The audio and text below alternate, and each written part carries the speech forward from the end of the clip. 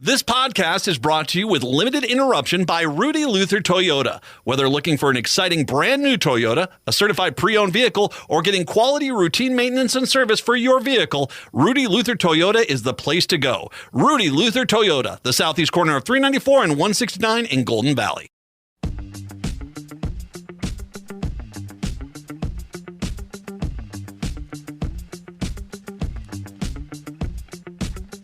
Broadcasting live on AM 950, the progressive voice of Minnesota. In the evenings on WCPT 820, Chicago's Progressive Talk. And nighttime, 1150 AM, KKNW in Seattle. It's the Matt McNeil Show on your Friday. Good to have you with us today. Matt and Brett here today. Hello, Brett. Hello, hello. Any fun plans for tonight?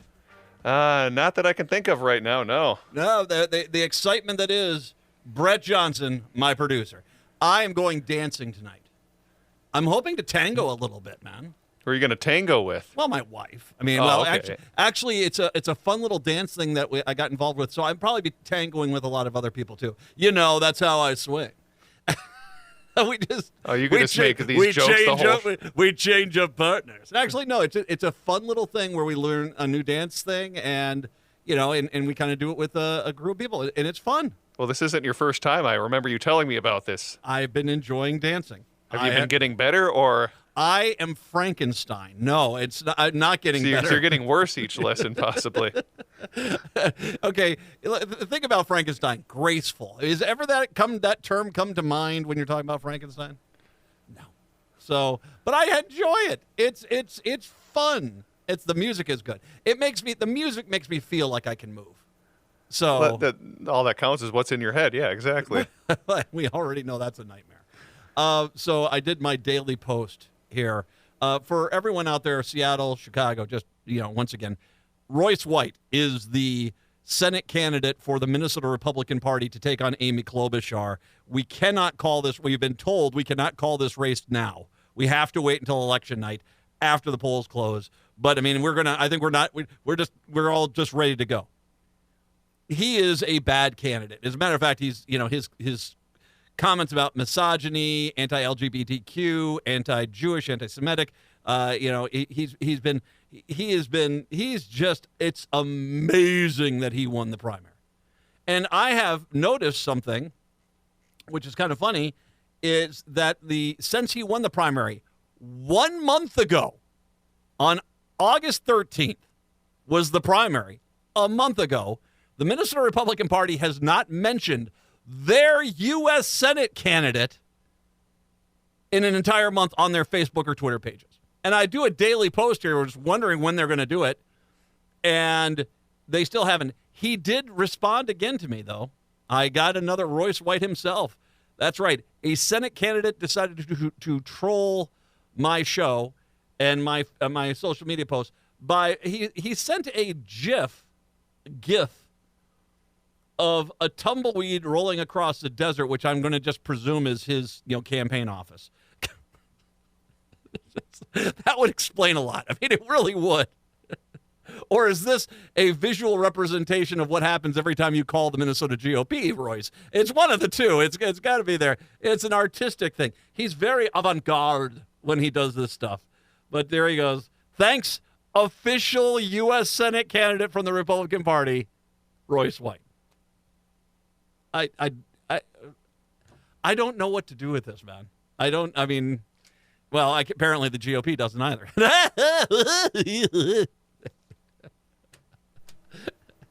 He's not a good candidate. How long do you think it's gonna take to call that race once we hit poll close in Minnesota? I think it's gonna. We've had a running bet here in Minneapolis when we do election night coverage of how long it takes them to call Amy Klobuchar's race.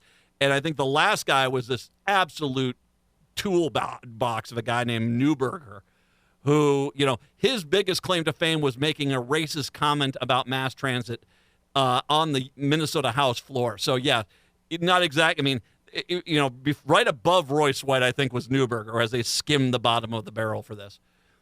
And so, yeah, we thought he would we thought that they would call this race within, I think it was 3 minutes, 4 minutes. I think they called the race officially, was it 42 seconds into the 8 o'clock hour they called it? And I couldn't stop laughing. I mean, almost the that's bad. Ron Johnson standard there. Oh, yeah, it's 3-second Johnson. There you go. He only thought of it, before you get upset with me, he only thought about Ron Johnson, the Wisconsin U.S. Senator. He only thought about overthrowing the government for 3 seconds. That's why we call him 3-second Johnson. Which might be about the same amount of time it takes them to call the race. Yeah. On election night.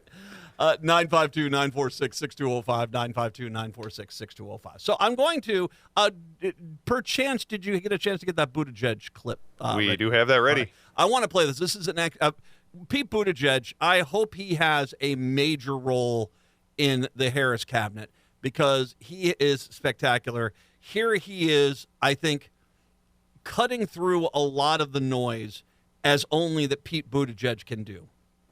But just to see the impact that something like this could be having on people's lives, what do you make of what's happening? This is a strategy, and there's even more to it than demonizing immigrants, although that's obviously part of what he's doing.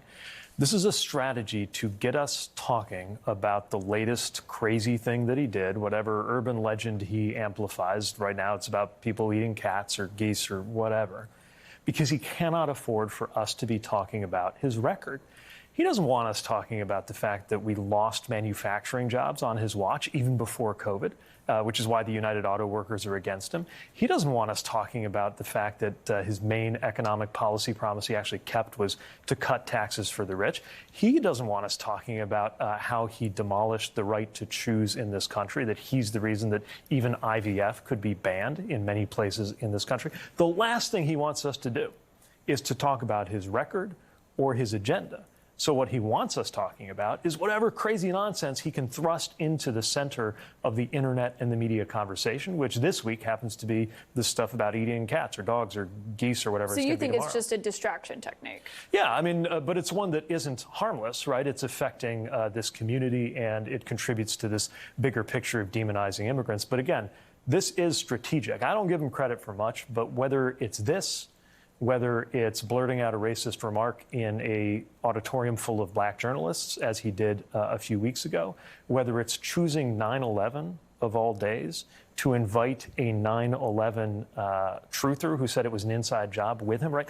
All of these things are to a purpose, and the purpose is to do something so outrageous that we have to talk about it, that journalists have to go in, if for no other reason than to run it down and debunk it when it's false.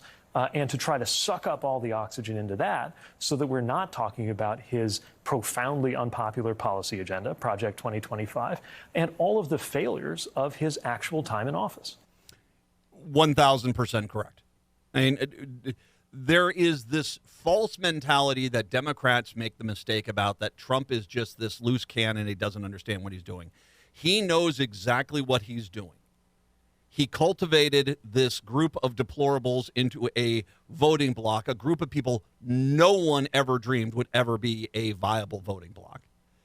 He goes out there and does debates and stuff like this and just lies constantly because he knows that they cannot keep up with him if he tells 1,000 lies in 1 hour. And then he does these things. He is one of, to a point, and this is not an admiration, it's a ghastness. He is a master at basically, if bad news is coming down, there is no bottom of the barrel, no gutter that he won't crawl into to do something to get that off the headlines. We saw that back when he was in office and bad news came out about things that he was doing. I mean, he basically would do the equivalent of going out to a podium, dropping his pants and waving his butt at people. And people was like, well, how unpresidential? And he's right. You have to kind of cover that stuff. And he's figured out that all he has to do is be crazy. Buttigieg referenced Laura Loomer, who is the 9/11 conspiracy theorist who Donald Trump welcomed to the 9/11 memorial ceremony. Up there with, let's bring the Taliban to Camp David. Seriously. What in the heck are you thinking of? But that was him. And he did that in case things got ugly between him and Harris and him and Biden. There, he would have her and kind of basically, Exactly. Laura Loomer is a racist. She is just a horrible human being. There is no candy coating her. There is no nuance. And it angers me when the news media talk about she's a firebrand. No, she's a racist. She's a racist. That's how you should introduce her. That's how you should talk about her. She'd be proud of that. Laura Loomer being part of Trump's campaign, you might as well put a guy out there with a sheet and a burning cross or a guy in full-fledged Nazi gear with a Hitler mustache, because that's what she is. And she's been going crazy these last few days, making sure everyone sees that, with insanely racist posts against Kamala Harris. This is where they are at, and this is why it's terrifying to think that what Trump's second term would look like, is because he's abandoned all attempts to appear presidential in any minor way. His entire cabinet will be Laura Loomer's and other people like that who will look at their one opportunity. They learn their lesson. You better get this stuff done, and you better make it airtight. You better get that Supreme Court to back you up, and basically go out there and return to an era where anyone but white Caucasians are secondary citizens in this country. Mass deportations. Women basically being subservient to men. LGBTQ rights gone. I mean, this is who they are bringing in. I want you to focus, just remember what I said there about this. This is where they're at. When you look at why Trump resonates so much in the areas that he does, rural America, not everyone in rural America is racist, but a lot of people in rural America are racist. Not all of them. A lot of them are. And this is how he keeps them on board, because some guy who's a farmer out in the middle of southern Illinois who sits there and says, I know everything about those people in Chicago. I can tell you everything what goes on. Some guy out in Yakima, Washington, I know about those people in Seattle. I know what's going on. And the people in out in rural Minnesota going, I know what's going on in the Twin Cities. I know about those people. They don't know a damn thing. But Trump enhances their racial ignorance to a honorable thing. And it is unbelievable that this is where we're at. No, it's not an honorable thing, but Trump makes it honorable. That's why they love him. I bring all this up because I want to get in for the rest of the show about Generation Z, because we got to have a conversation about that. It's the Matt McNeil Show.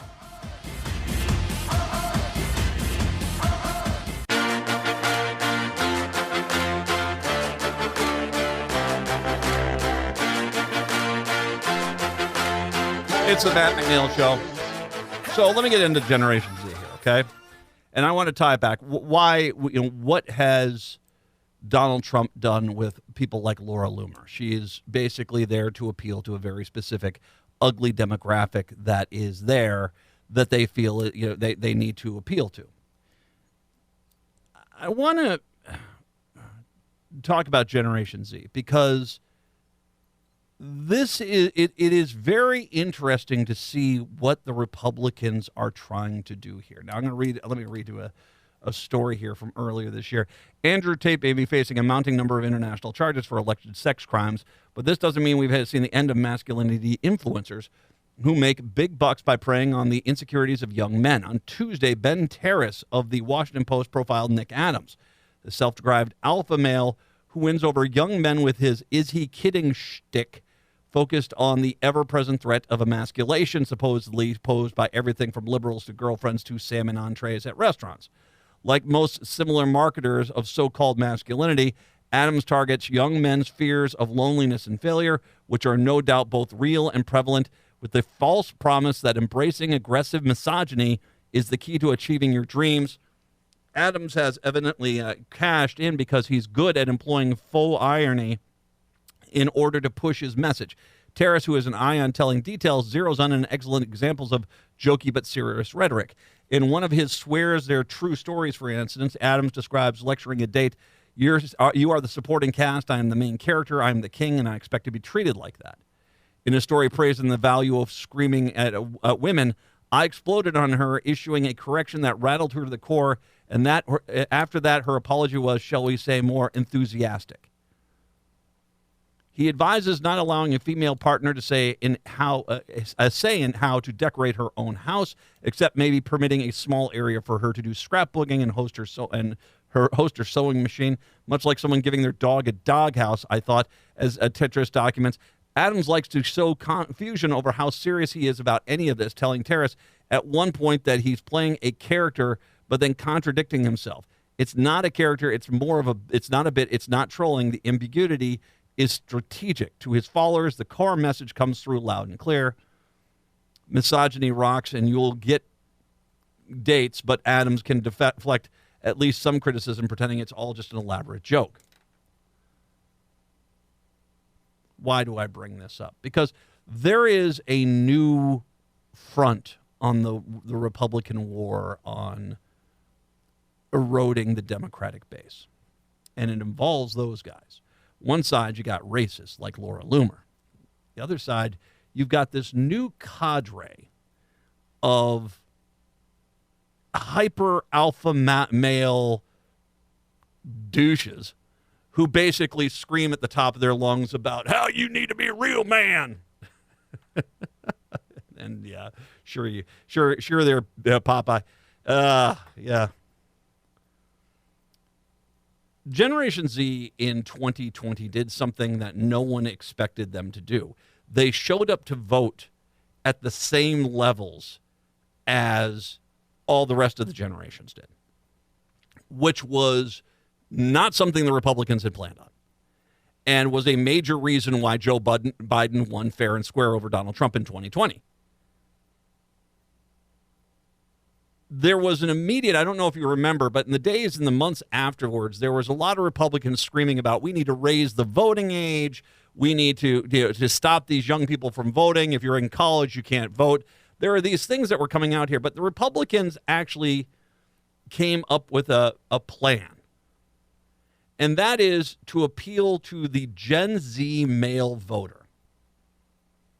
Now, social media, the internet, particularly social media, it's interesting how they're and nothing is absolute. I'm not going to try to paint with a wide brush, but one of the things I found to be, actually enjoyable about social media with Generation Z and millennials and Generation X, for that matter, is that women are emboldened in a different way than they used to be. I mean, when I was a kid, we were growing up, what was the movie you saw? It was the ugly duckling in school who one day the jock noticed her and she went and got a beauty makeover and he validated her. And then all of a sudden she realized, he doesn't really focus on me. I want my old friend back. And there you go, roll credits. That was the movie. Remember, my gosh, how many movies were that movie right there?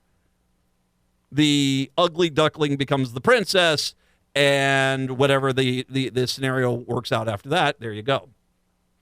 It was this real, women need to be enabled by men. Women need to be enabled by men mentality. Well, to a point, social media and the internet has changed that dramatically. And there are a lot of people out there, a lot of women out there who no longer need to be validated by anyone else. Whether that's they're promoting their writing or their artwork, or they've created great political profiles out there, or if even if they want to just do something where they're exposing some of their skin and basically finding the beauty within themselves and presenting it there. Women do this, and they've been able to be enabled, and they've enabled themselves via social media, which is it's a good thing. They don't need a man to give them validation. Now, once again, not all across the board, but that is one of the things I find to be very encouraging about it. I mean, I follow tons of chefs. I follow tons of people who travel and go to national parks. I mean, these people have been able, women have been able to create their own thing. And they, like I said, it's like, sure, they got a lot of male, subscribers per se, like myself, but they don't exist because of me. They exist because of what they're doing, and people like it. And so I think that's a fantastic thing. I've talked about the men, and the men, there are some people like that have done it on the opposite side. My gosh, we just had, Chef Reactions just came into town, and he's made a real big name for himself by doing, videos where he rips on people doing at-home cooking videos and stuff like that. There's tons of people. Max Miller, Cooking History. I love shows like that. There are plenty of places that do things, but there is this undercurrent I have talked about numerous times with young men in regards to social media, because I think social media has made it has actually damaged young men in the way that they react and interact with other people, particularly women. And there is this mentality. I mean, I've always used the mentality or the episode of Friends where Joey and Chandler get porn for free in their apartment for like 3 weeks, and how it breaks them because they all of a sudden lose the ability to focus on the real world, and they can't understand why the bank teller doesn't want to have sex with him. And that actually was predicting what the future would be. And so these guys, that they because they want to feel like they validate things, and people don't do that. There is this mentality that has been kind of a snapback, for lack of a way to say it, which has made these kind of aggressive, hyper alpha males seem appealing, because it goes down to this base core that, oh well, you should be respected. And I'll tell you what, I'll talk more about this in a second. It's the Matt McNeil Show.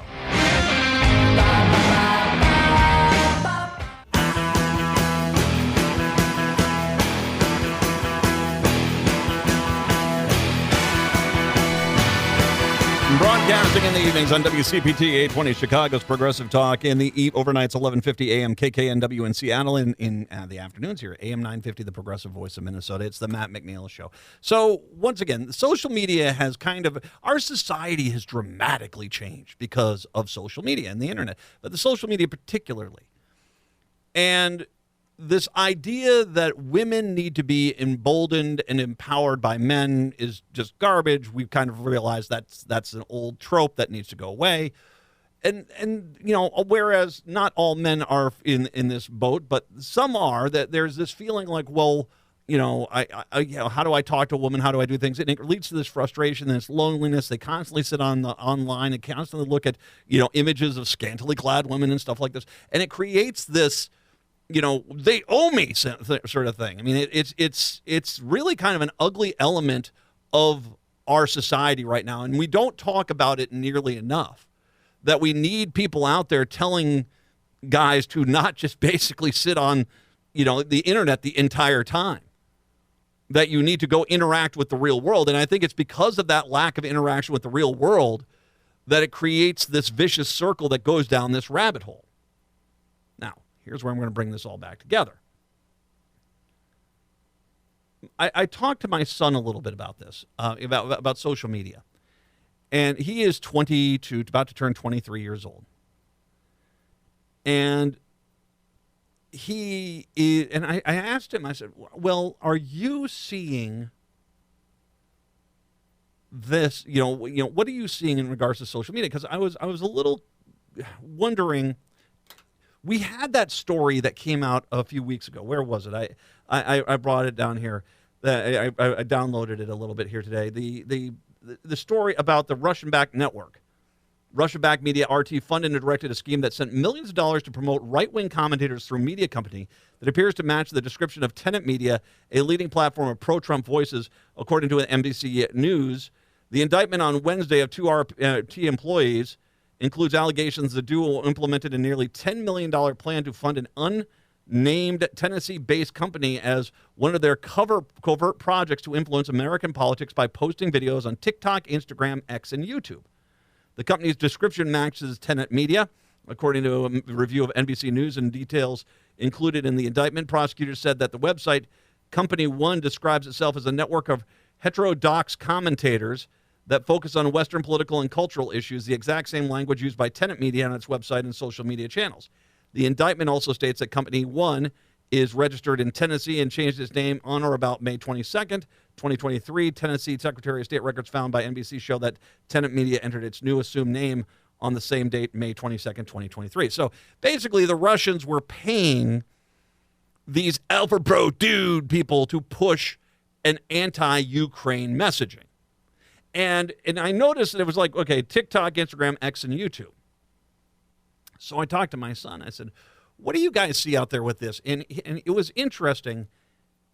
And I talked to him, and I talked to a woman who is 25, who is also Generation Z, and is someone who follows me, and I follow her for politics. And I talked to them both about what they're seeing on social media in regards to Trump, in regards to this. And they both said kind of the same thing. Through my son, he said that social media, they started about 2 years ago. There would be, say, a social media page that talked about cars, specifically cars. I'm going to do, whether it's a TikTok or an Instagram or an X page, talked about cars. And all of a sudden, out of the blue, the guy, I just want to let you know, I support Donald Trump. And he said none of his friends were kind of surprised by that.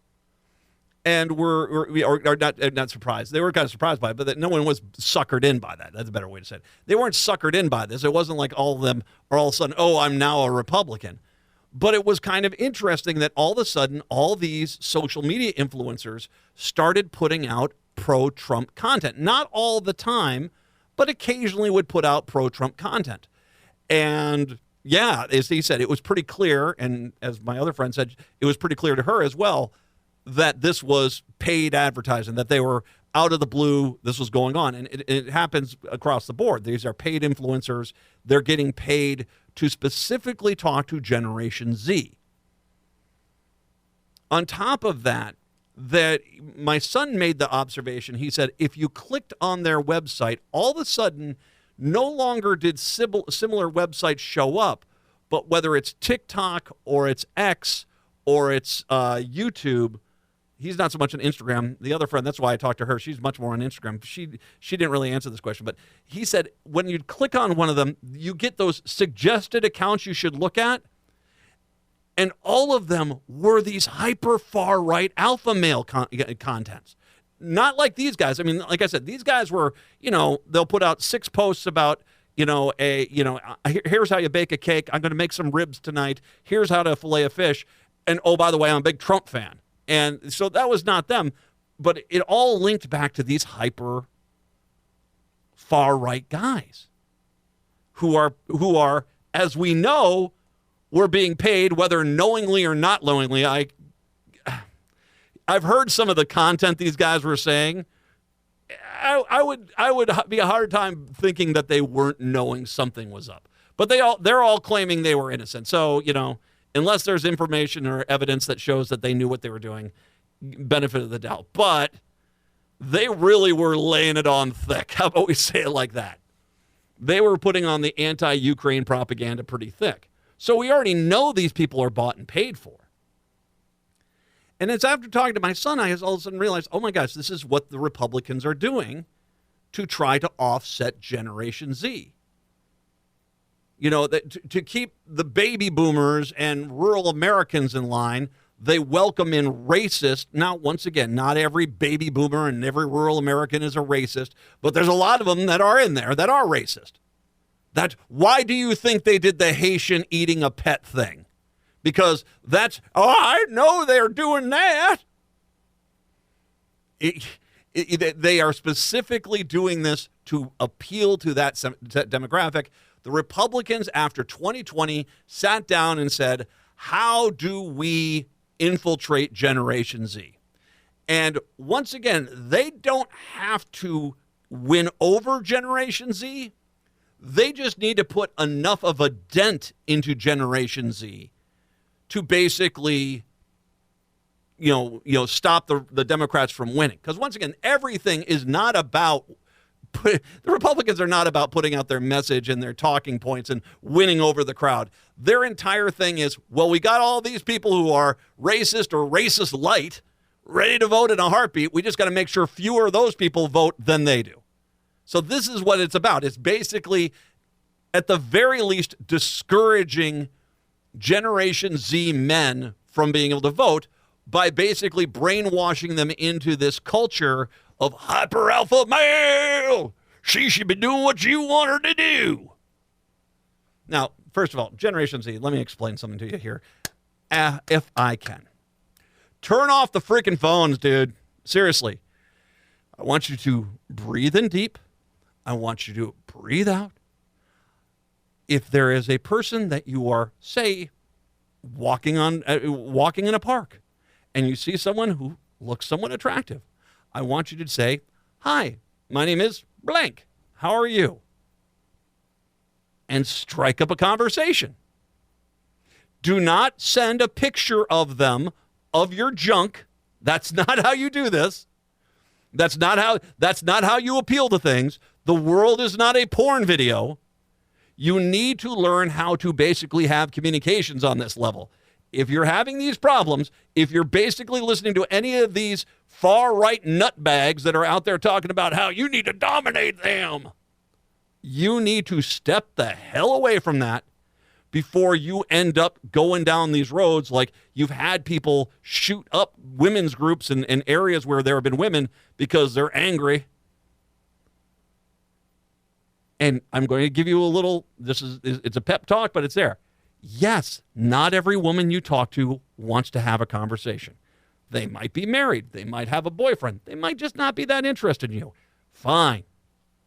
When I was a kid and I wanted to try to meet people, you would go up and say hi. And yeah, sometimes my ratio to striking out to getting a hit was not that great. But there are plenty of times I did. And I got a great wife with this tactic, by just being out there and saying hello. So you need to basically turn off the freaking screens, and you need to shut down these guys, because that is a path towards freaking lunacy. Now, I don't know if me saying any of that's going to help anyone out there, but this is where we're at.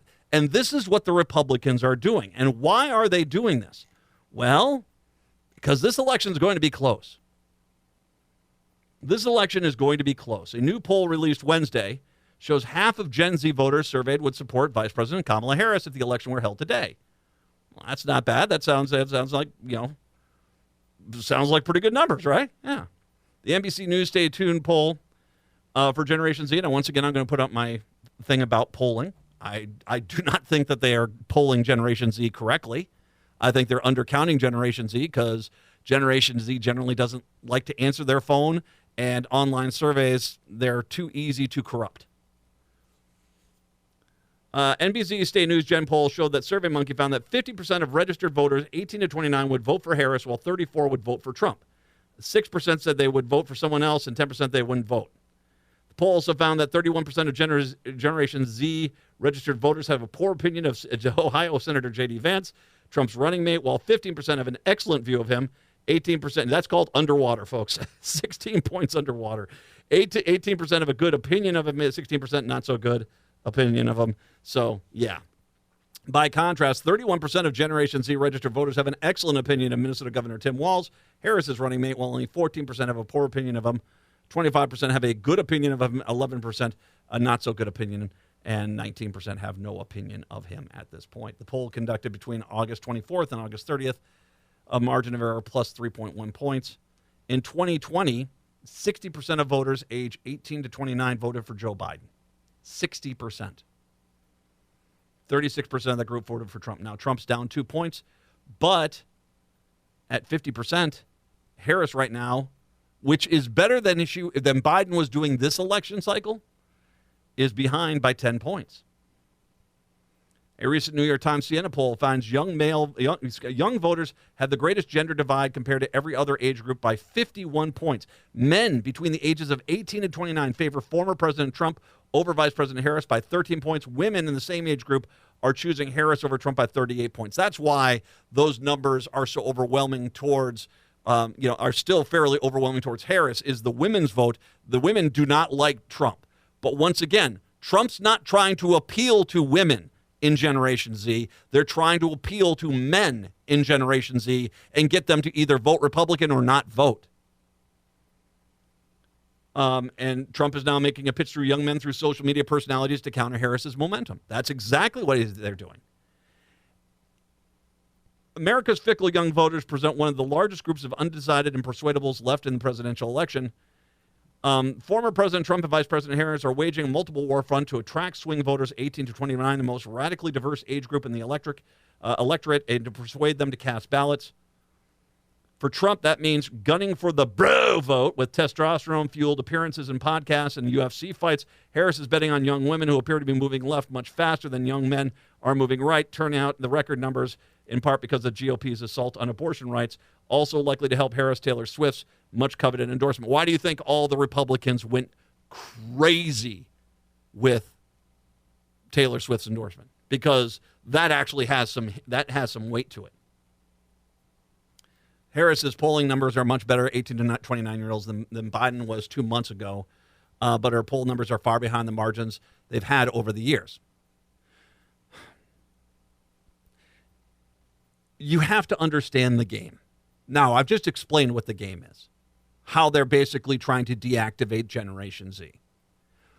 What are the Democrats going to do? And that means you and me. What are you doing to change that dynamic? You need to get people registered to vote. You need to start talking to younger people and explaining that the alpha bro stuff, that's just disgusting. You can't go with a pro-misogyny platform and think that this is going to be good for America. It's not. What are you doing to try to make sure that Harris wins in November? We'll take a break. It's the Matt McNeil Show. Spike heels and skin tight jeans. I've got a fistful of love that's coming your way, baby. Spike heels and skin tight jeans. I've got a fistful of love that's coming your way, baby. Spike heels and skin tight jeans. It's the Matt McNeil Show. No, what are you doing? Because right now, this is what's happening right now. Republicans know this is a tight race. So anytime they can stop people or discourage people from voting, and once again, sure, they'll love it if they can get someone to vote Republican, but the whole goal of them is to get enough people to not vote. And so that's where we're at. I mean, it's the Trump crap sandwich versus, at worst, an Arby's beef and cheddar. The Arby's beef and cheddar is still technically food. But they've got to convince you that basically that's not food, that it's no better than the actual crap sandwich that they want you to eat with Donald Trump. And they're very good at this. I played the Buttigieg clip at the beginning of this show where he says this is getting him to not talk about Project 2025. And if we start talking about Project 2025 again, guess what he's going to do? He'll probably do something even more outrageous. We talked about the fact that the party now is actually bringing in actual racist. Laura Loomer, just basically missing a sheet or a Nazi outfit. They're bringing her in to appeal to the racists. And now they're basically out there spending tons of money to appeal to alpha bros. And they're getting success with Generation Z. And this is, once again, Generation Z men, I'm not mistaken, voted for Biden, majority for Biden. Now they're behind. And if you just sit back and you say, well, we'll just get all the women to vote, well, that's a quick way to basically guarantee you're going to lose. What are you doing? I have been disparaged. It's been a little disparaging to see that voter registrations in some states have been favoring Republicans, including in Pennsylvania. What are you doing to get people registered? Don't give me this crap about, I made this really cute meme. No, that's not doing anything. That's making... Creating memes during a presidential election is the equivalent of saying thoughts and prayers after a gun massacre. It's only there for yourself. You're not doing it to change anything. You're only doing this to pat yourself on the back versus actually doing something that's going to make America better. You need to talk to everyone you know, including those young kids. Hey, yo, I'm dope. I don't know. Am I? I don't. Talk about the importance of voting. You know, for Generation Z, the paying off of college student loan debt is a huge advantage. I mean, you don't have to explain infrastructure or health care or anything like that. You can just look. The Democrats want to pay off your college education so that you're not in a massive amount of debt as you go into the workforce. You need to get out there. And frankly, you need to, entice these guys to turn off their freaking computers every once in a while and not just sit there and be online 20 hours a day. You need to get people registered to vote. You need to be volunteering, whether that's phone banking, whether that's filling out postcards, whether that's door knocking. And I can't tell you enough how important it is to go out and door knock. It is absolutely vital that you door knock. And, once again, Chicago, it's great. I know there's a lot of districts in Chicago that are slam dunk guaranteed Democrats are going to win. But you need to get down into those areas where it's a 50-50 split or a +2 or 3 Republican area, and you need to go door knock there. You can't just go around an area that's 80-85% Democrat and think you've done something. I've already gone out door knocking twice this election cycle. My wife has as well. What are you doing to do that? You got to get out there. Seattle, same thing. You got to get out of those safe Democratic districts and get into these suburbs where it's a little bit more towards the right, where you're like, how can this be? And go talk to them. You need to make donations to help out these candidates from top to bottom. And if you can't make a donation, understandably, go volunteer. And then you need to vote. Everybody needs to vote. Everybody needs to vote. None of this, I'm going to sit this out. No. There's no sitting this out. The Republicans only win nowadays when a large portion of the population sits out. Back in 2020, Joe Biden, I think between Joe Biden and Trump together, they got somewhere around 150 million voters. The country is 330 million. About another 80 million people in this country. I think it's actually higher. I think it was like 85 million, 90 million people that could have voted in 2020 did not vote. It is a chronic problem in this country. Yes, everything is on the line. So please, you need to look in the mirror and ask yourself, what am I doing to make this happen? What am I doing to make Kamala Harris the next president of the United States? What am I doing besides making a freaking meme? Memes do not win anything. And right now, it kind of feels a little bit like 2016, where there's a lot of people patting themselves on the back with memes. Oh, look at this meme. I made a meme. Did you knock any doors? No, I'm going to stay at home. Knock on the doors. Volunteer. Please. We only have a few weeks left to save this country. And I am not exaggerating that statement.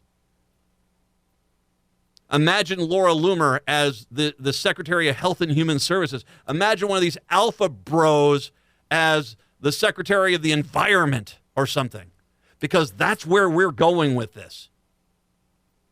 The complete and utter destruction of the United States of America because we thought memes voted. They don't.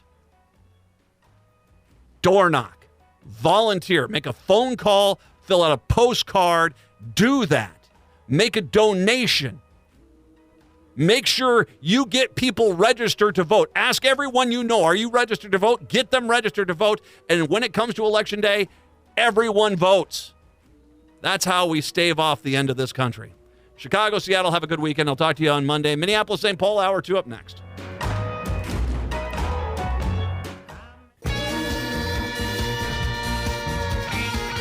Hour number 2 of the show here on your Friday. Good to have you with us. 952-946-6205, 952-946-6205. Michael Brodkorb will join us here in a little bit to get a little Vikings talk, and I'll do some dancing maybe a little bit later on. But, yeah, it's going to be one of those days. Patrick, I am not aware. I know you're a big you cover sports more than I do, but this story really blows my mind about the Twins and one of their A-ball players. The Twins released a minor league catcher yesterday after finding out he was telling opposing hitters what pitch his team was throwing. Derek Bender, team's 6th-round selection in the year in this year's MLB draft out of Coastal Carolina. So it's a draft pick for this year. Played for the Twins' single-A affiliate in Fort Myers, Florida, the Mighty Muscles, who play in the Florida State League. They were eliminated from playoff consideration with a second half record of 35-25. Fort Myers had the first half record of 31-34. During the second game of a September 6th doubleheader, Bender was telling the pitches to the hitters from the Lakeland Flying Tigers, according to the ESPN report. Lakeland scored 4 runs in the second inning on the way to a 6-0 victory, won the Florida State League West Division. Fort Myers squandered a 6-game division lead during the season's final 3 weeks. like child, like parent. I don't think they're going to make the playoffs. Following the game, following the game, the Lakeland coaches informed Fort Myers coaches what Bender did. There were reportedly no indications that Flying Tigers batters were aware of Bender's intentions, nor their attempts to steal signs or any such actions. The catcher apparently had told teammates he wanted the season to be finished. Bender was banished to the team's bullpen for the final 2 games of the season instead of being allowed in the dugout. Bender, 21, batted .200 with a .606 OPS, 2 home runs and 8 RBIs in 19 games with Fort Myers. Defensively, he threw out 4 of 24 base runners, a catcher, and allowed no passed balls or wild pitchers. Neither Bender or his agent nor the Twins commented on the development.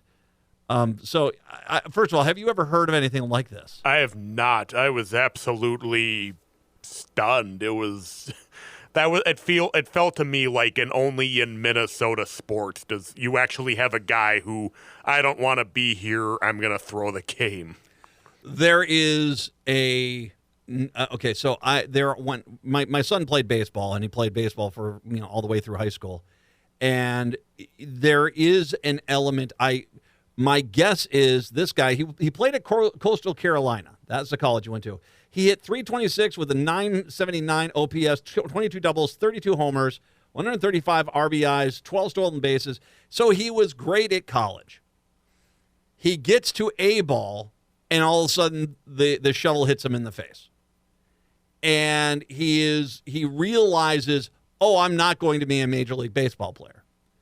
And I think that's exactly what this was him quitting, whether he was intended as or not. This was him basically quitting baseball without quitting baseball. I mean, he himself knew, well, I'm not going to get better than A ball, maybe double A ball at some point, but I'm never making the Twins roster. So he basically he wanted the season over and to get done with it, and he ended up. No one's ever going to touch this guy ever again. Well, he took a bunch of other people down with him because he made these poor decisions. And I commented, if he's struggling mentally or physically or both, there were a million ways that he could have gone about this better than the way that he did. It's absolutely. I will say, so Charlie went to a sports banquet one time. Now, I did not go to this banquet. My wife took him when he was younger. And they, standard sports banquet. If you've ever done one of these things, you go in there, the kids all look awkward, everyone gets a kind of a mediocre meal, and then they have some guest speaker come on in. And they had some guy And I don't know how far up into the minor league system he worked himself into. But kind of a same thing where he basically said, I was a pitcher and I was a good pitcher. And one day I threw the best pitch I could and the guy took it out of the park. And I never got it back again. And the entire rest of the speech was, you shouldn't have dreams, kids. Dreams are garbage. Do not have dreams. Don't do this. And yeah, there was a lot of chuckling about this, but it's like one of those things that you get to this point, if you are good enough to play Division I baseball or get drafted and you're going, you have this mentality. You clearly are on the upper crust of players. And what you don't realize is that there's a lot of players that never make it up to the major leagues that get drafted. I mean, the majority of players never make it to the major leagues. Only the best players overall make it there. There have been friends of my son who have transferred to different college to try to find some opportunity, some way to kind of reignite the flame, to kind of find some way to make it onto a different team, make it into a different program, make it up to that next level. I can't tell you how glad I am. My son basically said, Dad, I'm done playing baseball. And it was during the pandemic year, 2020. And he said, I'm done playing baseball. I just want to go to college. And so he did. But there are so many kids that basically they always want to get to that next level. And if you've always been, it is really hard, I think, when you've been the guy that, that's a good line from the Coastal Carolina. 32 home runs, 22 doubles, and 979 OPS. That's a pretty good line, man. And then all of a sudden he just gets right into it. Oh yeah, that was pitching against Coastal Carolina's opponents. Those pitchers, that's what you had to hit. Now you have to hit, this, and he just couldn't do it. Yeah, it's really unfortunate that this happened. He's done. I mean, he's never going to play baseball again. No one is going to bring him in. No one's going to bring him in to coach. So I hope it was worth it. I hope it was worth it for him because his entire life around baseball is done. I don't know what your college degree from Coastal Carolina was going to be, but, outside of maybe, some beer league picking you up, you're done, man. I mean, I'm sorry it didn't work out for you, but it is kind of tragic when you kind of think about his entire life. He had this. He decides, okay, I don't think he ever made a conscious decision, but he makes a decision which basically negates any chance of him playing ever again for another team or coaching, because no one's going to hire you as a coach. I wouldn't hire you as a coach to a little league team, man.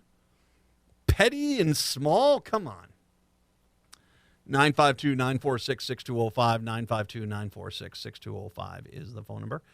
I want to also get into one of my favorite topics. Don't try to commit crimes in Edina. They've got more money to track you down than anybody else. And we have our latest example of this. A group of Twin Cities teenagers allegedly went on a robbery spree at Edina early this month that included ransacking a Panda Express at the Southdale Center, then stealing 3 safes full of drugs from Twin Cities Orthopedic before being caught trying to break into cars. On Thursday, a Hennepin County Attorney's Office charged Brandon Wayne Shopper, 18 of North Branch, really? With 2 counts of felony burglary, 1 count of 5th-degree drug possession. 2 juveniles, one 17 and the other now 18, face similar charges. Minnesota Star Tribune does not typically name juveniles charged with crimes if they've not been certified as adults. The unnamed 18-year-old was still a juvenile at the time of the robberies. The felony robbery charges stem for the theft at Twin Cities Orthopedics, where the suspects allegedly grabbed a key fob from the front desk and stole the safes. Once they got the safes home, they cracked them open with an axe and found a trove of drugs. In the early morning hours of September 2nd, Edina police responded to a phone call of suspicious activity on the 4200 block of Valley View Road. So 4200 block of Valley View Road. That's kind of, I think, getting over by Southdale. I think it's over by Southdale. They found 3 men and 1 woman trying to break into cars. While searching Shopper and the 2 male teenagers, they found 3 in possession of fentanyl citrate, dilithium, and midazolam. Okay. They also found black ski masks, headlamps, flashlights. So you brought the entire burglary kit with you. Okay. It is September 2nd. I do understand cold spells might come in early here in Minnesota at times, but I don't think the ski mask. Okay, never mind.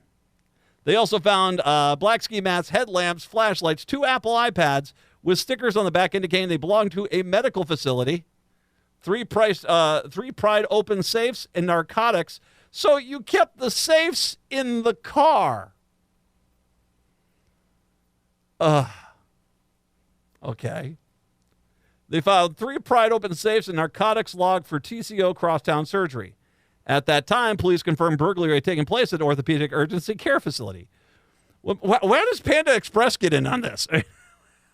That's actually, I got to tell you the truth, I'm far more Did you break into a Panda Express? Really? A Panda Express? Was Arby's closed? You couldn't get past the great Arby's security? When police searched one of the juveniles, they also found a baggie with 2 large psychedelic mushrooms, 2 glass containers storage marijuana wax, 2 tabs of which was suspected to be LSD, and a digital scale. Wow. The juvenile faces an additional charge of second-degree drug possession. You think? Well, robbing the Panda Express was stupid because they're only going to be on about, a couple dozen cameras at Southdale Mall. Well, but they didn't catch them when they broke into the Southdale. Okay, here it is. 2 days. Okay. Police surveyed video from the Twin Cities Orthopedics that showed the group with similar appearance in the defendants entering the hospital around 2 a.m. before leaving 20 minutes later. Now, I'm going to be honest with you. I don't know who your lawyer is, but you're going to have a hard time explaining if that wasn't you. How did the safes get in your car with all the drugs from there? I'll let that, you can think about that. 2 days later, a manager at Southdale Center Panda Express called police saying he was missing a mailbox key, a key to the cash drawer, and a fridge key. Surveillance video from the restaurant shows 4 people jump over the service counter and ransack the fast food restaurant around 1:30 a.m. 1:30 a.m. at Southdale?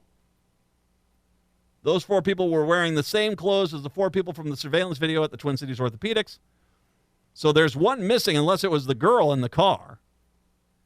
Shopper allegedly told police the group had gone to Southdale Center to explore and had been at Panda Express. He said they also went to TCO to take pictures before finding a key fob and entering the room where drugs were kept. They took 3 safes to a friend's house and opened them with an axe. They split the drugs evenly. Shopper, who turned 18 in July, is due in court on September 30th. He was charged in August with fleeing the peace officer in a motor vehicle in Hennepin County. One of the juveniles was charged with third-degree assault on October 2023. An outcome of the case is pending. The juveniles were set to be arraigned in juvenile court in October. No attorney was listed for the teenagers. Can I just say, all right. First of all, I got to tell you the truth. I'm stunned they didn't catch you faster. I mean, I guess in the realm of this is like, when in the movie Ocean's 11, when they're talking about the guys breaking, trying to steal from a casino, and the one guy actually got outside the doors before getting gunned down. I guess in the realm of things, you got away with it for a few days. Yeah. Hennepin County Attorney's Office, I'm hoping, I am praying, I am begging. Please do not take this case and just, give them slaps on the wrist. Yeah, this is pretty bad stuff, man. Stealing from the orthopedic center. I mean, my gosh, that's a pretty substantial drug heist.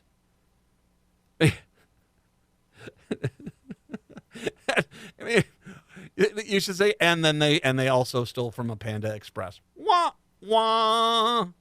And hey, I've got my cravings too. Have you ever had the little corn dog nuggets from an A&W in the mall, man? Oh, those are amazing. Oh God, those are good. Corn dog nuggets from an A&W in the mall is a tasty food option. I'm not about to bust into the mall A&W, though, to go get some. And then, of course, you were dumb enough to go back to the scene of the crime, Edina, and try to break into cars. And you brought the safes, you brought all the drug evidence, and you brought your burglary kits. Wow. I'm going to presume most of the drugs you stole have already been consumed. You need to throw these guys in jail for a while. And you probably need to upgrade those two. I understand I'm about to get some lecture about brain size. No. These three need to go to jail for a while. Okay. You're stupid enough to go rob Edina. You got outside the casino and smelled some fresh air. Well, it is Vegas, so it's probably not that fresh. But you just don't rob Edina, man. I'm just going to let you know. They're going to find you. They're going to find you, and they're going to get you. And they don't need you to come back because I'm going to guess at some point they were going to come to you. 952-946-6205. 952-946-6205. We'll take a break. Come on back. It's the Matt McNeil Show here on your Friday.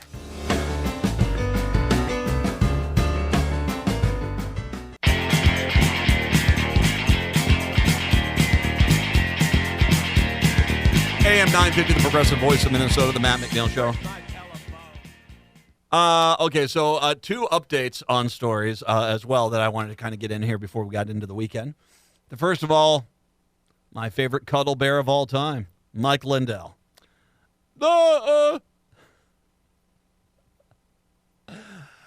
Mike Lindell's Chaska-based pillow company, MyPillow, made just 2 of 24 payments on an $800,000 debt to the delivery company DHL, according to a lawsuit filed in Hennepin County this week.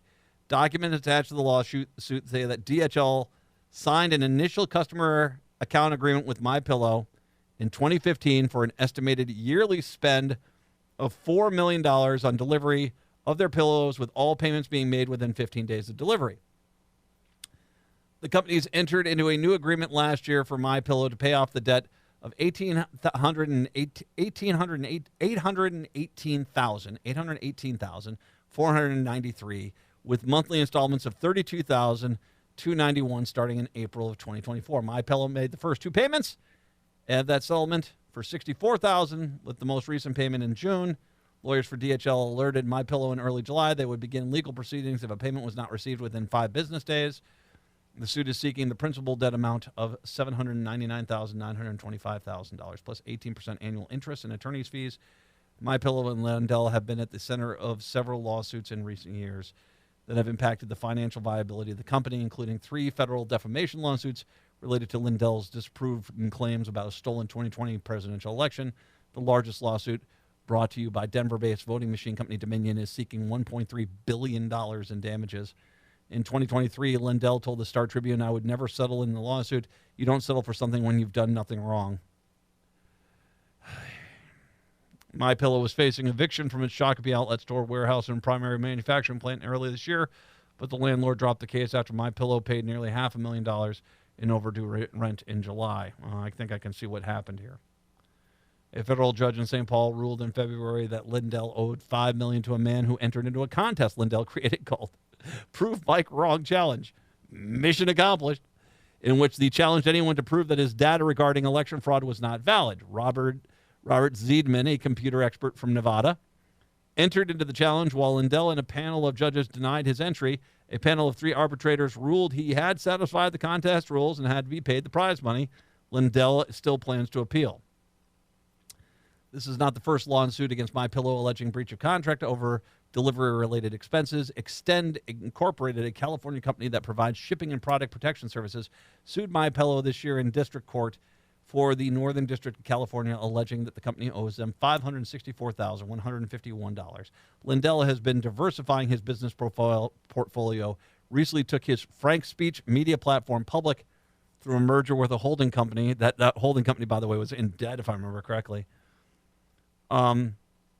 Lindell founded Frank Speech and later his social media counterpart Frank Social in 2021 after Twitter kicked him off the platform for repeating unproven election fraud claims. All once again, I'm going to say something I have said since this entire freaking nightmare scenario has happened. I feel sorry for the people that work for him. They did not deserve this. But you can only scream and warn somebody so much. We here at AM 950, starting in 2021, when these lawsuits started coming down, said to Mike, I think it was like September of that year, we said, Mike, dude, just go apologize, say I'm sorry, pay a few $1 million and grovel. And maybe, just maybe, you'll save your pillow company. No! Then we said it again in 2022, 2023. Here we are, 2024. And at this point in 2024, I mean, there's nothing we can do. I mean, it's his chances of acquiescing.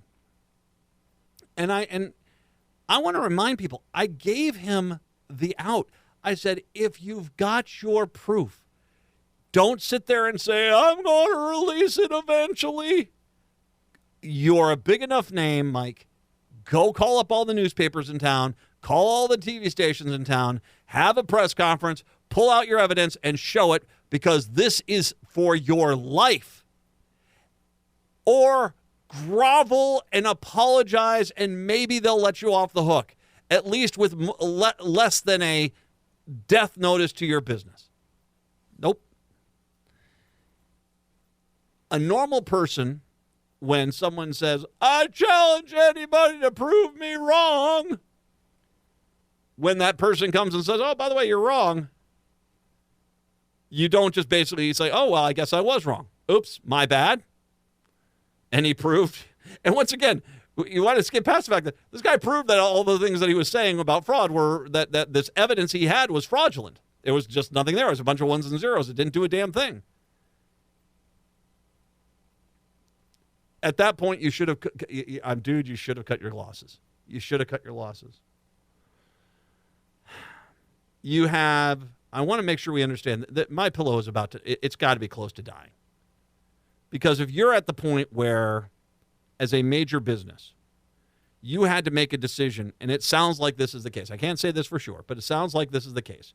You had to pay off DHL $32,000 a month. But in July, you had to make the decision of spending all your money to keep your business over the walls and roof over your head. And now you're getting sued for the DHL money. How much longer is this even going to be around? And I get it. We talked about when you launched the Frank speech, which once again, as the listener said, should have been called Pillow Talk. Dude, you should have been calling it Pillow Talk. You should have. But you got Frank's speech. You're doing this because you're desperately trying to raise cash. At least that's what it seems like. And I don't think that there's anyone that's coming to save you. I really feel sorry. People in Chaska, people that work for the My Pillow company, regardless of what your political ideology is, I feel sorry for you, because it's hard to be in a situation where you can tell that the gig is pretty much up. But the only person you have to blame for this is Mike Lindell. That's the only person you can blame for this. And yeah, I feel sorry for him. But I've been consistent. I felt sorry about this whole thing on the front end too. But here we are. 952-946-6205. The other update I want to do involves the St. Anne's story from yesterday, which was really weird. Once again, the fantastic writer Susan Dew over at the Star Tribune. She covers local issues, and she brought up this story of the St. Anne's Place, a shelter for homeless women and their children in North Minneapolis, being violently attacked by the neighbors of the facility. And in turn, having windows busted in, threats. I mean, apparently someone shot a car, and the police came there and didn't do anything, even though there's video evidence of these neighbors physically attacking the building. And this happened, once again, a shelter for homeless women and their children. This happened over a period of multiple days. Or multiple hours, excuse me, multiple hours. Like, I think it was like 4 or 5 hours.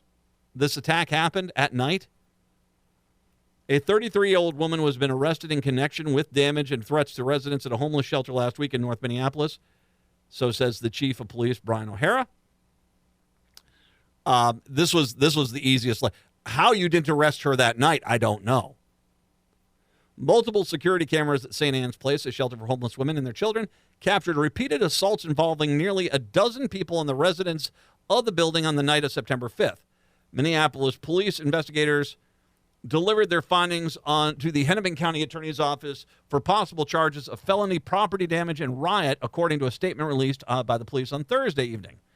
The Star Tribune has reviewed full-length exterior and interior footage of the 3 cameras showing people, apparently neighbors from 2 homes across the street, pursuing residents across the front yard of the property before slugging 2 closed doors of the shelter with a baseball bat, causing glass to burst into the main hallway of St. Anne's Place, with women holding babies on the other side. A neighbor can be clearly seen making a long gun gesture toward the front door. A shelter resident's van was smashed before and after police arrived and possibly shot. The entire incident lasted for 4 hours. Shelter staff said ongoing disputes over street parking led up to the attack. So these people went crazy because of street parking. I want to repeat that. These people went crazy because of street parking and started to violently attack a homeless women and children shelter. You all need Jesus, man. You all need Jesus because you guys clearly don't have anything like that in your life. According to a statement from the police, O'Hara said the investigation began immediately and has been ongoing since. He said investigators collected and reviewed surveillance video, interviewed witnesses, and worked to track down victims and suspects. Now, I'm going to just say this. Once again, Chief O'Hara, right tone. I'm glad you're doing this. I don't think he was aware of what happened here until this exploded in the media, and now he became involved. And now that he became involved, it seems like things are moving. Because there were some problems with the police response to this. Huge problems. He said investigators collected and reviewed surveillance video, interviewed witnesses, and worked to track down victims and suspects. The incident was disturbing and involved multiple levels of potential crime, which has made his ongoing investigation labor-intensive, said O'Hara. He said that he believed further arrests may still occur. The footage, which contains no audio, shows police arriving after most of the violence had already taken place. Once they leave, neighbors can be seen resuming vandalism of the shelter's resident's car, knocking off a side view mirror out of a minivan of a St. Anne's resident and sending it bouncing across the street. A different set of police officers briefly returned to the scene at one point. They may not have realized that the vehicle had been further damaged since their colleague's departure. Officials with People Serving People, which has operated St. Anne's Place since May, criticized the police response.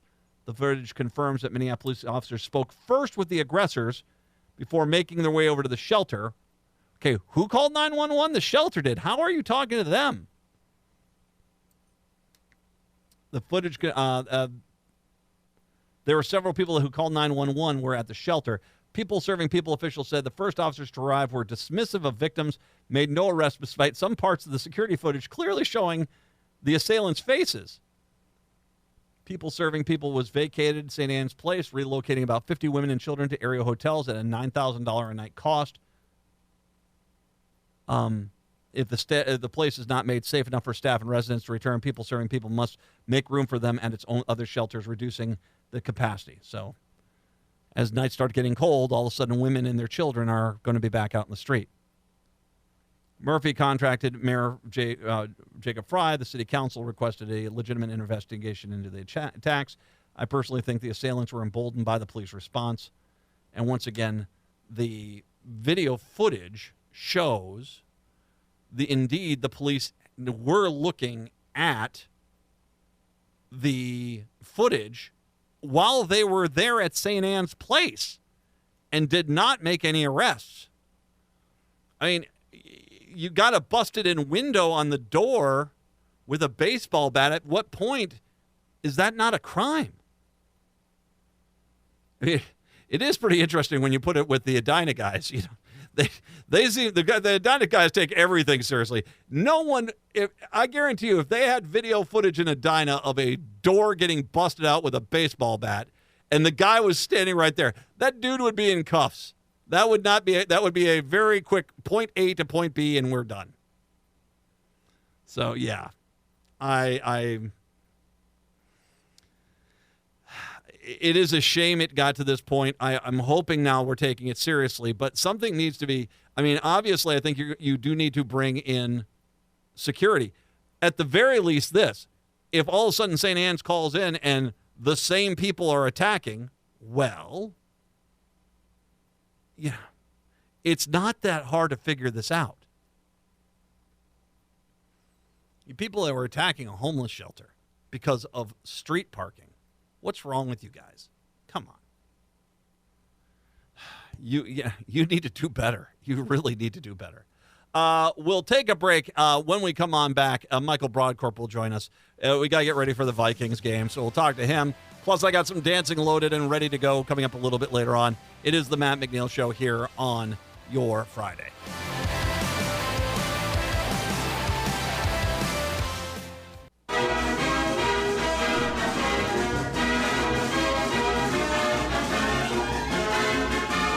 AM 950, the Progressive Voice of Minnesota, the Matt McNeil Show.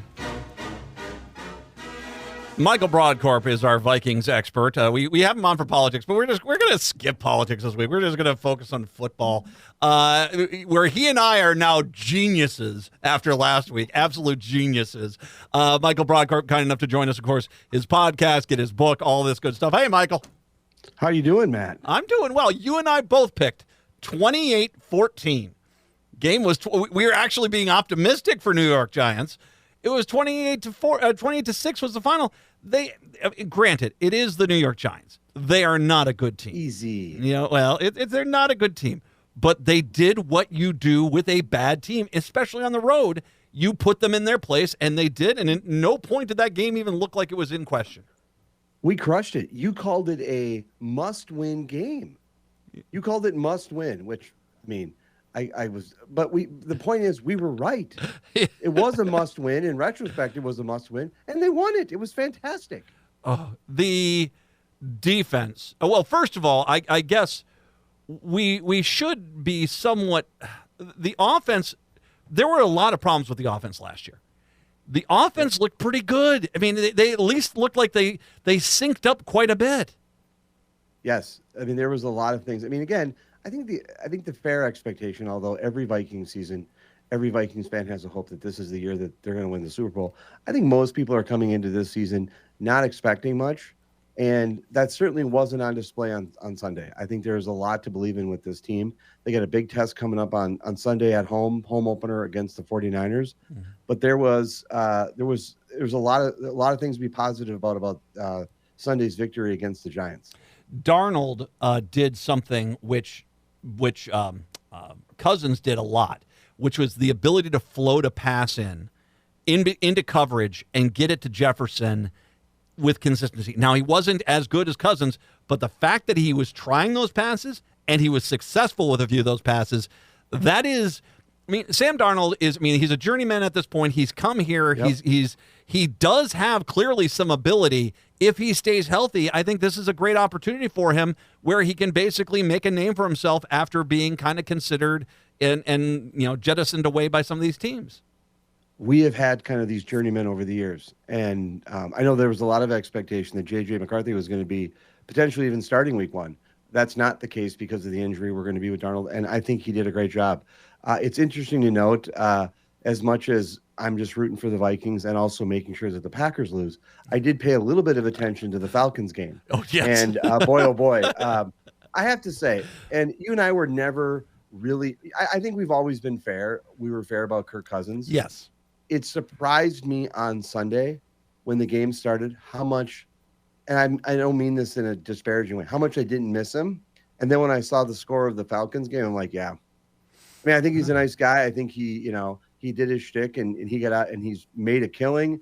God bless him. No fault in that, but boy, oh boy, that was a great win. And I don't try to root for anyone's failure, but it was interesting that what the Falcons got on first day of their new franchise quarterback. Was it 17 yards in the second half for him in that Atlanta game? 17 total yards. Yeah. I mean, he doesn't look like he's healed. And you and I talked about it when that whole contract thing was up. He said he's just not worth what he was asking for, just because you got this major injury out there, and you can set up a contract where 2-3 years down the road, if he proves himself again, he gets his big payday, but not what he was wanting. And Atlanta, good luck with that, man. You're not gonna. That's not gonna go well, I don't think. And you and I had said that if Minnesota had signed Cousins at that salary, we would have probably been at TCO Field protesting, that we wouldn't have liked that dollar amount. And so, I think that, look, I mean, this is not the season that the Vikings expected. This was not the place that they wanted to be. But I got to tell you something, going into the Meadowlands, going into there and winning, it was not something again, you have to live up to your own hype. You called it a must-win game, and they did. Yeah. I think that you had to get out of the gate because you don't know how many games are going to come on in here. But this team looks okay. Last year, you and I talked about how the first 3 weeks of the season they looked like garbage because they clearly weren't ready coming out of training camp. This team looks like it's ready out of training camp. And let's talk that defense, and especially our new guy here, Van Ginkel. Everyone on the defense played really well. That defense, really gave the Giants no chance at all to come back. And not only that, but their identification, that interception that went into the end zone. I was watching that on TV. I was like, oh man, come on! I can see what they're about to do. And so did our defense, and they did what you do. If you're going to be that stupid and telegraph what you're going to do, well, 6 points us. We've got a great defensive coach. There's great development there, and we've suffered some setbacks in the offense with JJ McCarthy and others' expectation. But boy, oh boy, the defense stood up, and we should be very fortunate with who we have as our defensive coordinator. It was great for the Vikings to get him, and he's doing a great job for us, and we should be very happy that he's there. Because the defense delivered. Yep. In a classic Vikings strong defense way. The teams that when I was growing up and watching them in the initial stages, they were a strong defense team, and that was what they were known for. And so to see that back and see that type of strength, let me just say this to you: I don't know who originally came up with the phrase "any given Sunday," but what my dad. My old man used to say all the time, what makes the NFL so interesting is the level of parity, and that generally speaking, on any given Sunday, anything could happen. Yep. And there was an absolute possibility that they could have gone to New York, certainly based on history, gone into Giant Stadium or Meadowlands and absolutely laid an egg, but they didn't. And they came out with a victory. And again, Matt, in a game you labeled as a must-win, and they won. Yes. They won, and I want to revisit something you and I talked about when we did our preseason things where we were talking about these first few games. Yep. You and I both, I think, were saying, okay, Vikings beat the Giants for sure. Go to Houston, get the win there, but this might be a case where they lose that game against San Francisco when they come here. Looking at that's what I said. You challenged me. You did the same thing last time. So looking at the way the Jets played the 49ers last week, our defense is a lot better than that Jets defense, and they were on the road in San Francisco. Watching that Houston game, holy God, that team is loaded to the gills. I actually going to flip those two. I think the Vikings will beat the San Francisco 49ers this weekend, and I think they're going to get that Houston team looks for real, and that is a deep team, and I'm a little concerned about that game now. That's fair. I mean, you want to look. If you're interested in doubting the Vikings, that's fine. You get to go that way. You want to move the goal line every show farther down. That's fine. Go right ahead. The tape is clear. No, I would agree. I mean, I think I'm looking forward to going on Sunday. I'll be there Sunday with a member of my family. So excited, with my son ready to go. Nice. We'll be sitting in my dad's seats again, just ready to cheer for the Vikings. It's going to be a great game. I think it's going to be a tough game. Vikings got a good streak going on at home. I think that they're going to be in a strong spot. I mean, against the 49ers. And so I think, again, on any given Sunday, it can happen. I will say to you, we had laid out those first 4 games, and we got Houston, and then we got Green Bay. Mm-hmm. And again, I'm not saying I will say that we got to say a little something about the Packers, that they suffered. Their quarterback, Love, suffered a little bit of an injury. MCL. He's going to be back, but he's not going to be. I don't think he's going to be ready by the Vikings game. I would think that would be a dumb game. Don't rush an MCL back because you can. I mean, as a person who has a daughter that tore both her ACLs, and I learned a lot about that whole structure of the knee and everything. Wait till it's healed. Come back. I mean, 5 weeks really is about the minimum on that. If they rush him back in there, that's a decent defense for the Vikings. I don't want to see a player carted off the field, and I'm really concerned. In the same sense about Cousins, who clearly was gingerly working those legs. I don't want to see a guy get injured, and I'd be concerned if you brought him back too quickly that there could be a catastrophic injury. It could end his career. Yes, and I don't want anyone to get hurt. I do want the Packers organization to fold, but I don't want anyone to get hurt in the process. So I don't want anyone to get hurt, but I want the Packers organization to fold. And there can be. So yeah, I don't want anyone to get hurt, but it's gonna be fun. What I'm gonna say to you is that a must-win game is already under the Vikings' belt, and so the pressure's out of the way now. Yeah, I would agree with a little. Well, I think it's getting that first game under the belt as well, and getting the win, and getting a win convincingly. You come back here. Our run defense is a heck of a lot better than the New York Jets' run defense, at least from the 2 games, the games we saw. So I don't think that without Christian McCaffrey, they're going to be able to run the ball like they did against the Jets. Then it comes down to our secondary, which also looked really good. I'm going to. All right. So I'm going to pick this game. I will say 28-24 Vikes. I'm going to go the same. I'm not going to break with streak. I'm not going to agree with you every week, but I think the Vikings are going to win because they have a good streak against the 49ers at home. When we do the Green Bay game, and you're like, it's going to be 90-0, and I might differ a little. And the NFL commissioner is going to show up and fold the team right after the game. Yes, that's what my bet's going to be. But no, I think on the Vikings, that's a good bet, and I think the Vikings for some reason have some, particularly at home, have a very good history against the 49ers. Yeah, and they're a good team. And so I'll be there cheering, and I hope it wins out. But again, I think that I think you added a fair dynamic on the Houston game. I stand by my position that the Vikings come out of these first 4 games 3-1. Mm-hmm. You have moved the goal line again, and now it's 2-2, but with a different 2-2. Well, no, I actually think I'm now of the mindset it's going to be 3-1 too. I'll just keep moving. I'm going to move goalposts all over the place. The win of the Giants, how they won, convinced me that they do have a very legit chance against the 49ers. Because as you brought up, the Vikings play the 49ers pretty good. Not a lot of teams can't play them at all, Jets, but the Vikings play them well. So I think they got a chance. That Houston game, gosh, that's going to be the Vikings, if they win this game this weekend and then they go down there, that's going to be a monster game already on the schedule, the Houston-Minnesota game. It is. And the Vikings play teams that sometimes make me nervous. And the 49ers, they have a pretty good record again. Seattle is a perfect example of a team that I don't think the Vikings play very well against. Yeah, So I always worry when it's Seattle, I get a little nervous. But 49ers, I feel good about it. It's at home. It's going to be a great crowd, good introduction, new season, home opener, 49ers. We're not going to have – who did we lose? We lose Addison. Yeah, Addison's out because of his injury, yeah.